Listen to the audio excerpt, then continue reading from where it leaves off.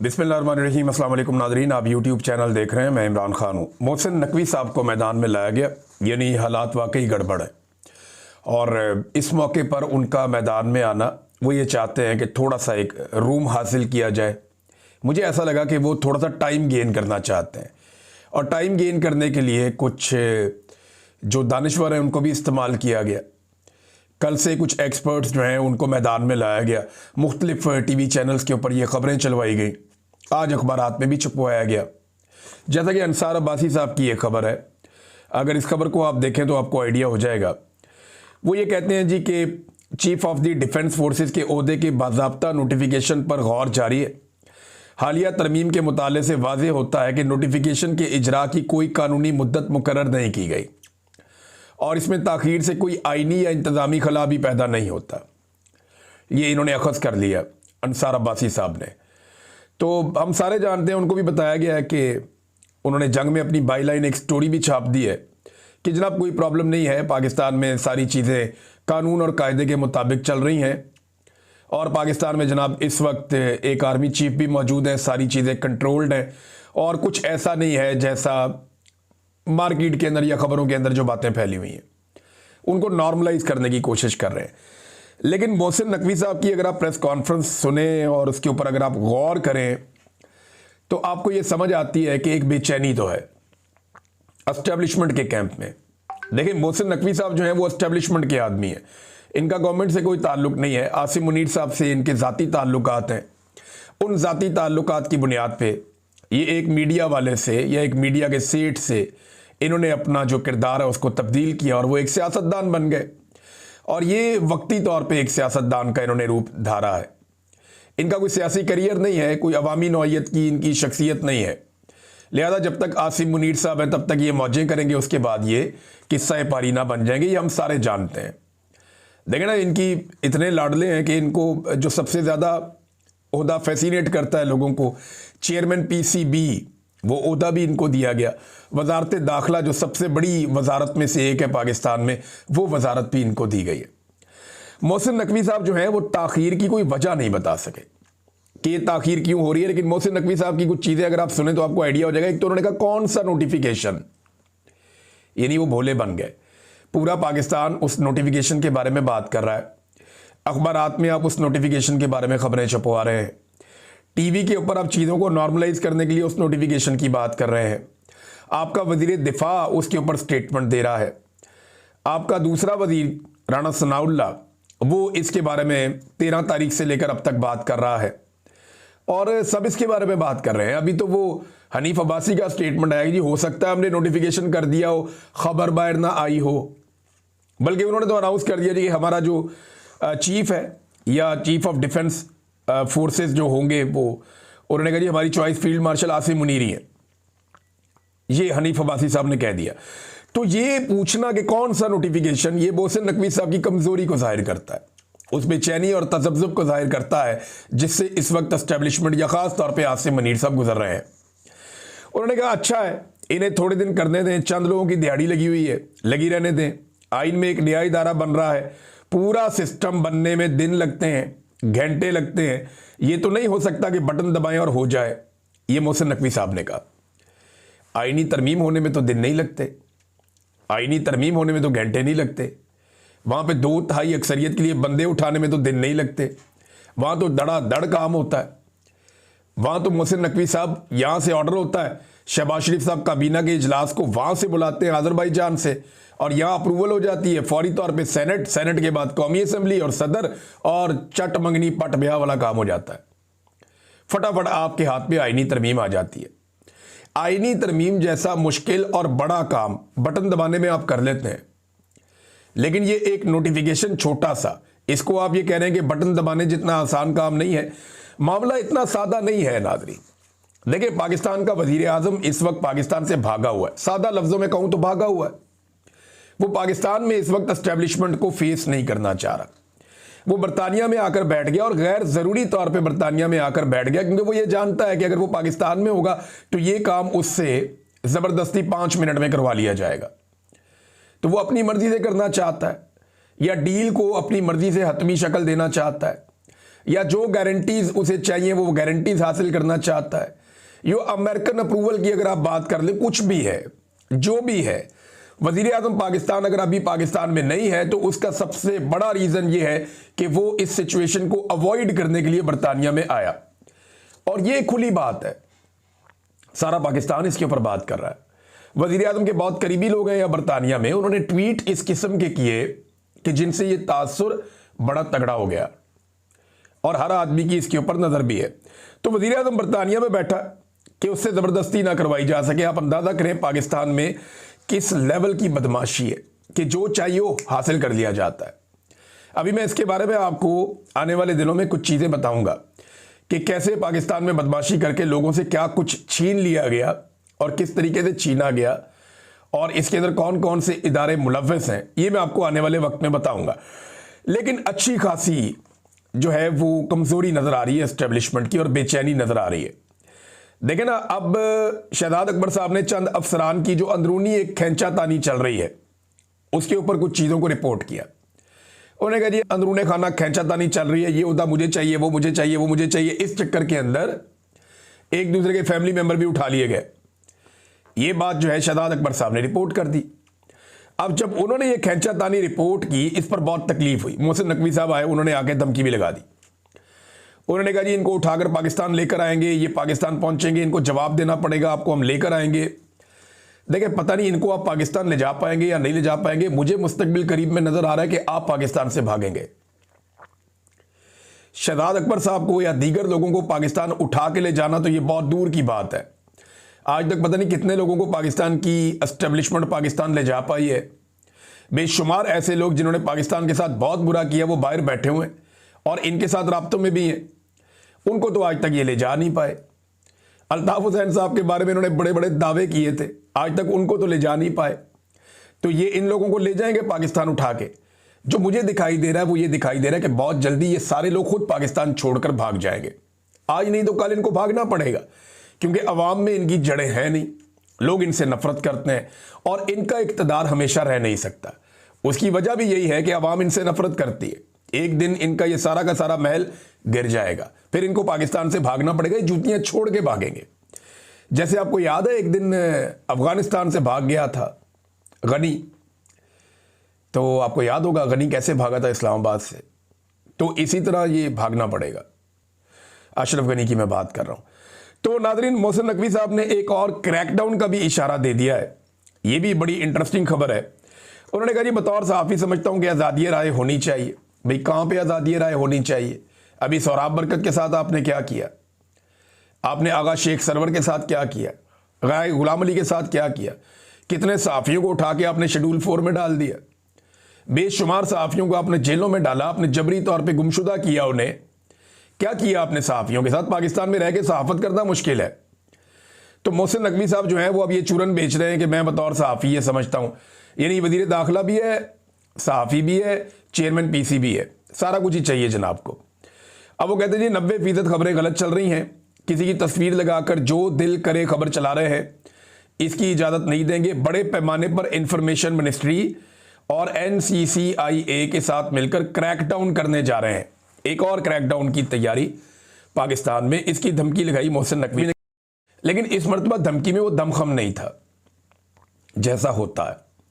इससे पहले इन्होंने धमकियां लगाई, इन्होंने लोगों का कत्लेआम भी किया। जब मोहसिन नकवी ने कहा छट्टा मारेंगे गोलियां चलेंगी और अता तारर साथ खड़ा था, उसके बाद इन्होंने गोली चलाई, इन्होंने बंदे मारे। हमने देखा लाशों को, हमने देखा लोगों को दफन किया गया, जख्मियों को हमने देखा, उनकी बॉडी में गोलियां थी और अस्पताल से बाकायदा सारा डाटा आ रहा था, जख्मियों की वीडियोस आ रही थी। इन्होंने कई दफ़ा गोली चलाई और बताकर गोली चलाई। लेकिन अभी उतनी पोजीशन नहीं है उस तरह की। हाँ, हो सकता है बन जाए, अगर फील्ड मार्शल आसिम मुनीर को दोबारा मौका मिल गया ये सारा कुछ करने का, तो चंद साल और हो सकता है या चंद महीने और हो सकता है ये अपनी मनमानी कर लें, लेकिन हमेशा नहीं कर पाएंगे। एक दिन इनकी ब्रेकें लगेंगी और फिर पाकिस्तान की आवाम इनको वापस जवाब देगी।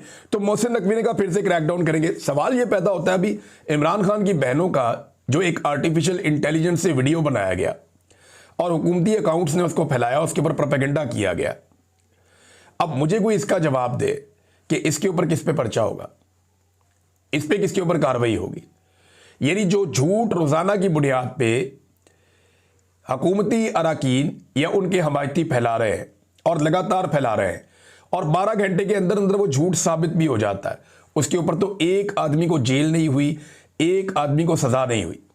देखिए ना, बरतानिया में अगर झूठ बोला है सहाफियों ने, तो आप लोग यहां पे आ जाएं, यहां पे आके मुकदमे कर लें। साबिर शाकिर साहब यहां पे मौजूद हैं, मैं यहां पे मौजूद हूं। शहजाद अकबर साहब जर्नलिस्ट नहीं है बेशक, लेकिन वो आजकल काम कर रहे हैं इंफॉर्मेशन का ही, अपना यूट्यूब चैनल चला रहे हैं, उनका एक पॉलिटिकल करियर है। आप आ जाएं, आकर यहां पे केस कर दें हम लोगों पे, आप केस करें, यहां पे साबित करें। बरतानिया की तो अदालतें आज़ाद हैं, इससे पहले आपकी लीडरशिप ये कर भी चुकी है। तो आप आए ना, आकर यहां केस करें और केस करके आप साबित करें कि जो खबरें दी गई हैं वो खबरें गलत है। जिसके खिलाफ खबर है वो आ जाए और आकर साबित कर ले।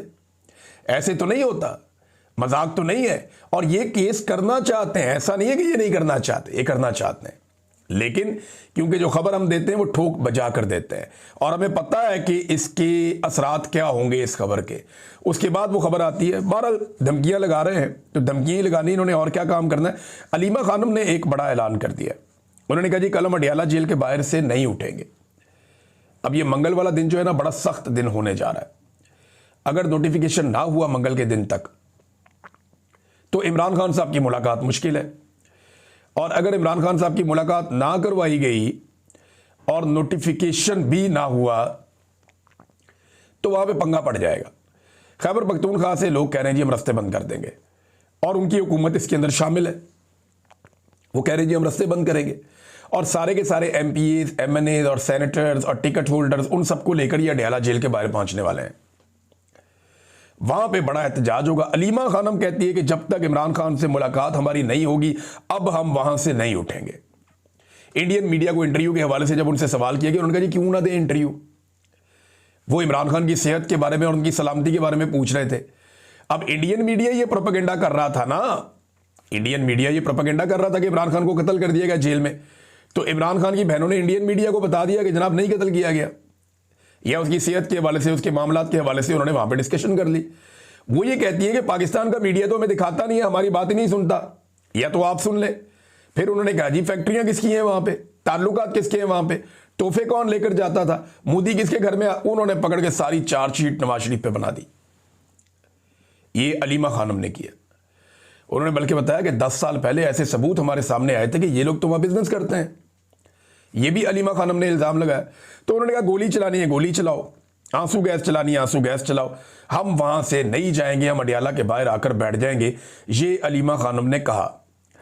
अब एक और नाज़रीन डेवलपमेंट हुई, वो ये कि रावलपिंडी की जो दहशतगर्दी की अदालत है उसने ये हुक्म जारी किया कि निमल यूनिवर्सिटी और शौकत खानम अस्पताल के जो अकाउंट्स हैं उन्हें खोल दिया जाए, यानी जो अकाउंट्स बंद किए गए उन्हें खोला जाए। अदालत में ये बताया गया कि अलीमा खान के जो ज़ाती अकाउंट्स हैं वो अकाउंट्स तो बंद रहेंगे, लेकिन जो बाकी अकाउंट्स हैं वो खोल दिए जाएंगे। और बंद वो इसलिए हो गए थे कि अलीमा खानम का ID कार्ड उनके साथ मुंसलिक था। आप पाकिस्तान की वजारत दाखिला के निज़ाम का अंदाज़ा कर लें, आप अंदाज़ा कर लें आप क्या हालात हैं कि एक खातून के अकाउंट बंद करने थे पकड़ के, वो शौकत खानम के भी बंद कर दिए, निमल के भी बंद कर दिए। ये आइडेंटिफाई नहीं कर सके, क्लासीफाई नहीं कर सके कि ये अकाउंट अलग है वो अलग है। एक यूनिवर्सिटी के और एक अस्पताल के जहां पे लोगों का मुफ्त इलाज हो रहा है उसके भी अकाउंट इन्होंने बंद कर दिए। तो मरीजों के साथ इन्होंने ज्यादती की। बहरहाल ये अकाउंट अब खुल गए हैं, ये अच्छी बात है। नाज़रीन एक बड़ा इंकशाफ है जो रियासत अली आज़ाद साहब ने किया है। रियासत अली आज़ाद साहब आप सब जानते हैं एक साबिक सदर हैं, और इनका ताल्लुक है इस्लामाबाद हाई कोर्ट बार से। वो ये कहते हैं वफाकी आईनी अदालत इसलिए बनाई गई है कि एक सियासी जमात पाकिस्तान तहरीके इंसाफ पर पाबंदी लगाई जाएगी और रेफरेंस यहां भेजा जाएगा। यानी उन्होंने बताया उनको ये बात पता चली है और ये बड़ी खौफनाक बात है। वो ये कहते हैं पाकिस्तान तहरीके इंसाफ पर बतौर जमात पाबंदी लगाई जाएगी और फिर रेफरेंस भेजा जाएगा वफाकी आईनी अदालत में, क्योंकि अब यहां पे रेफरेंस आना है। सुप्रीम कोर्ट ऑफ पाकिस्तान की तो आईनी हैसियत खत्म हो गई है, तो वफाकी आईनी अदालत में तो अपने बंदे बिठाए हुए हैं। एस्टेब्लिशमेंट उन्हें जो कहेगी या जो फैसला लिखकर देगी वो सुना देंगे जज। अब वो ये कहते हैं कि वो जो पाकिस्तान तहरीके इंसाफ पर पाबंदी लगाने का फैसला है वो भिजवाया जाएगा वफाकी आईनी अदालत को, और ये अदालत उस फैसले के ऊपर टप्पा लगा देगी, और उसके बाद खैबर पख्तूनख्वा में गवर्नर राज लगा दिया जाएगा। और ये वफाकी आईनी अदालत उस पर भी ठप्पा लगा देगी। यानी जब गवर्नर राज लगेगा तो ये कहेंगे ठीक है जी, लगा रहने दो, जरूरत है। तो नजरिया जरूरत के तहत जनाब अब ये गवर्नर राज भी चलेगा। ये वो कह रहे हैं रियासत अली आजाद साहब। अब उनका ये कहना कि मैं वार्निंग दे रहा हूं, ये कर दिया जाएगा, और उनके पास ये इतला है, और ये अगर इतला उनकी ठीक है तो ये बड़ी खौफनाक इतला है कि जनाब पहले पीटीए पे पाबंदी लगाओ, वफाकी आईनी अदालत से उस पर ठप्पा लगवा लो, पाबंदी पक्की हो गई। उसके बाद खैबर पख्तूनख्वा में गवर्नर राज लगाओ, वफाकी आईनी अदालत में मामला ले जाओ, वो उसके ऊपर भी ठप्पा लगा देंगे, वो भी पक्का हो गया। लेकिन गवर्नर राज अगर उन्होंने लगा दिया ना तो ये अपने ताबूत में एक और कील ठोंक लेंगे, क्योंकि खैबर पख्तूनख्वा में गवर्नर राज लगा के ये सुहेल अफरीदी को वो ताकत दे देंगे जो उसको वो इस्तेमाल फिर कर लेगा या वो कर सकेगा। वजह यह है कि जो मोमेंटम अभी स्लो बन रहा है, गवर्नर राज लगने की सूरत में वो बिजली की रफ्तार से बनेगा। मुझे अच्छी तरह याद है कि पंजाब में ना मोमेंटम नहीं बनता था वकला तहरीक में, लेकिन जैसे ही पीपल्स पार्टी की हुकूमत ने पंजाब में गवर्नर राज लगाकर सलमान तासीर को इक़्तिदार दे दिया, उसको सौंप दिया, मरहूम सलमान तासीर हमें याद है अच्छी तरह, तो सलमान तासीर को इक़्तिदार दे दिया तो शरीफ खानदान फारग हो गया। तो उसके बाद बड़ा ज़बरदस्त मोमेंटम बन गया, अवाम भी खड़ी हो गई। तो इसी तरह अवाम खड़ी हो जाएगी खैबर पख्तूनख्वा में अगर कोई मेहरबानी कर दे और गवर्नर राज लगा दे खैबर पख्तूनख्वा में। मुझे नहीं लगता कि एस्टेब्लिशमेंट इतनी बड़ी गलती करेगी, लेकिन इनका पता भी कोई नहीं है, एक पागलपन का ये शिकार तो हैं। एक और खबर है नादरी, और ये खबर है जस्टिस सुल्तान तनवीर साहब, ये लाहौर हाई कोर्ट के जज हैं, और हसन न्याजी साहब ने एक दरखास्त कर रखी है, अपील कर रखी है लाहौर हाई कोर्ट में, इमरान खान साहब के भांजे हैं। इनकी दरखास्त ये है कि जनाब जो मिलिट्री कस्टडी में इनको रखा गया और जो कोर्ट मार्शल की कार्रवाई इनके खिलाफ की गई वो गैर कानूनी और गैर आईनी है, लिहाजा उसके खिलाफ ये अपील में गए हुए हैं हाई कोर्ट में और इनको वहां से रिहाई मिलनी है। तो इनका एक बेंच पहले बना था, वो बेंच टूट गया। अब जब दोबारा बेंच बना उसमें जस्टिस सुल्तान तनवीर जो हैं वो बेंच के सरबराह थे, 2 रुकनी बेंच। अब ये बेंच भी टूट गया क्योंकि जज साहब ने समाज से इनकार कर दिया, उन्होंने माजरत कर दी, उन्होंने कहा मैं नहीं सुनता। आप अंदाजा करें कि जजेस के ऊपर कितना दबाव है कि जजेस हसन न्याजी का केस नहीं सुन पा रहे। पहले एक जज के पास जाता है वो कहता है मैं नहीं सुनता, दूसरे के पास जाता है वो कहता है मैं नहीं सुनता। ये निज़ाम किस हद तक नंगा हो चुका है।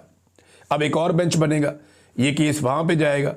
तो मेरे ख्याल में अब जस्टिस आलिया नीलम साहिबा को कोई ऐसा बेंच बनाना चाहिए जो टूटे ना और मन मर्जी का फैसला दे दे। यानी जजेस की गैरत भी गवारा नहीं कर रही कि यार इनके साथ हम और कितनी ज्यादती करें इस खानदान के साथ। और देखें, मिलिट्री कोर्ट को जो भी जज जस्टिफाई करेगा वो मुनसफ होने का हक अदा नहीं करेगा, उसके ऊपर हमेशा ये दाग और धब्बा लगा रहेगा। पाकिस्तान की आईनी अदालत के ऊपर ये दाग लगा हुआ है, वो जो मर्जी करें ये दाग धुलना नहीं है। तो नादरीन, ये खबरें थी, अब तक के लिए इतना ही। अपना ख्याल रखिएगा, अपने इस चैनल का भी। अल्लाह हाफ़िज़।